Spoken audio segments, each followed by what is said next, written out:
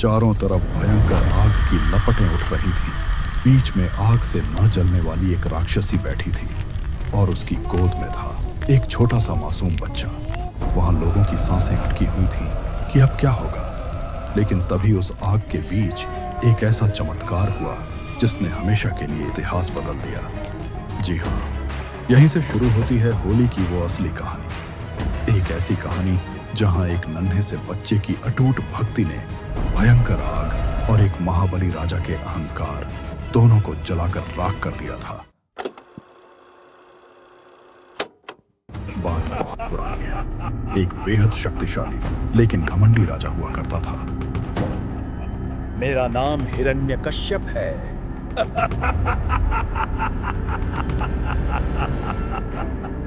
उसने कठोर तपस्या करके एक ऐसा वरदान पाया जिसके नशे में वो खुद को ही भगवान समझने लगा। मेरे राज्य में कोई किसी भगवान की पूजा नहीं करेगा। यहाँ पूजा सिर्फ मेरी होगी। मैं भगवान हूँ, यहाँ मेरी पूजा होगी। उसने पूरे राज्य में आदेश दे दिया कि मेरे राज्य में कोई किसी भगवान की पूजा नहीं करेगा। लेकिन किस्मत का खेल देखिए, उसी के महल में एक छोटा सा बालक पल रहा था। उसका अपना सगा बेटा प्रहलाद दिन रात हर पल सिर्फ और सिर्फ भगवान विष्णु का नाम जपता था। राजा ने उसे बहुत समझाया, डराया, यहाँ तक कि जान से मारने की धमकियां भी दी। लेकिन उस नन्हे बच्चे की भक्ति के आगे एक महाबली राजा का सारा अहंकार हार गया। जब राजा हर तरह से हार गया तो अंत में उसने अपनी बहन होलिका को बुलाया। मुझे वरदान है, मुझे आग नहीं जला सकती।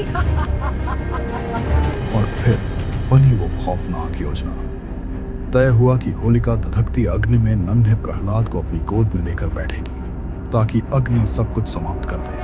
और फिर वही आग की भयंकर लपटों के बीच होलिका प्रहलाद को अपनी गोद में लेकर बैठ गई। लेकिन तभी एक चमत्कार हुआ।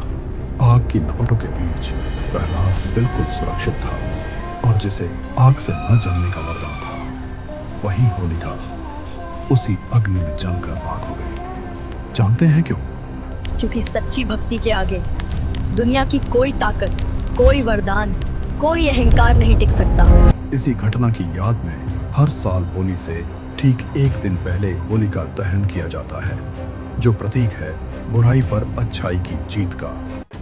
अब आपके मन में एक सवाल आ रहा होगा कि अगर कहानी आग की है तो फिर ये रंगों वाली होली कहां से आई? इसका सीधा कनेक्शन है हमारे कान्हा और राधा रानी से। कहा जाता है कि भगवान कृष्ण वृंदावन की गलियों में राधा रानी और गोपियों के साथ मस्ती से रंगों की होली खेलते थे।